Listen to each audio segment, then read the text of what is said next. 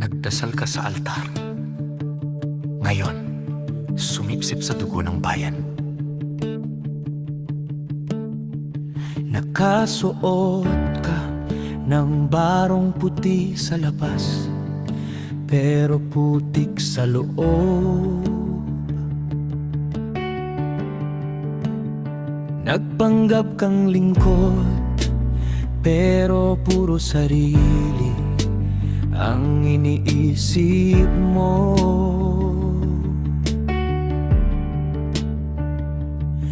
Nagtayo ka ng simbahan, pero di mo naririnig ang dasal ng mahihirap. Binili mo ang boto, binenta mo ang kaluluwa. Akala mo takot kami sa ngipin mo, sa mga kuko mong puno ng dugo ng mga gawa at guro. Pero ang totoo, nakikita na namin ang mukha mo sa dilim. Buhaya, nagmamaliw sa ginto, habang ang bayan gutom.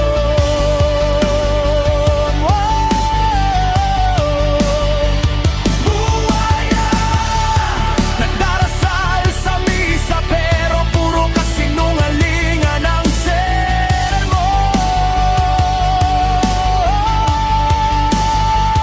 Buhaya, nagpanggap kang anghel, pero demonyo ka sa loob.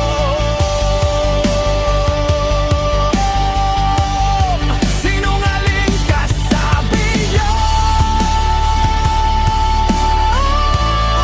Sinungaling ka sa biyon.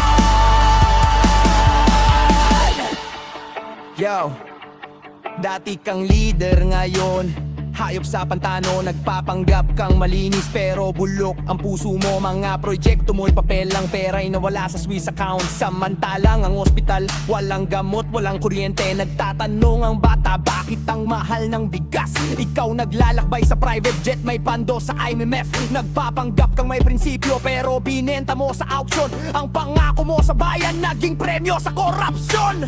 Para sa Diyos at bayan, yan ang sinumpa mo. Pero ngayon ang bayan ay hinihila mo papunta sa bangin at Diyos. Tumitingin lang sa luha ng mga inosente na pinapatay ng sistemang ginawa mo.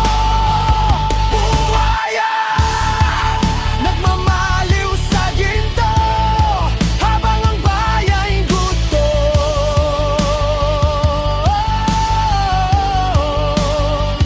Buhaya, nagdarasal sa misa, pero puro kasinungalingan ang sermon.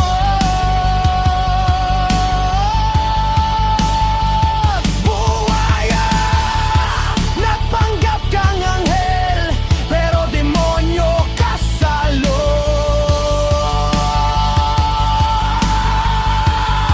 Sinungaling ka sa biyon. Sinungaling ka sa biyon.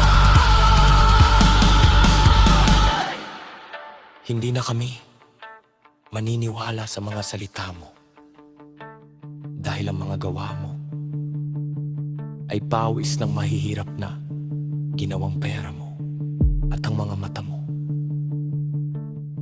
ay mga mata ng buhaya na hindi marunong lumuha. Ang bayan ay gising na.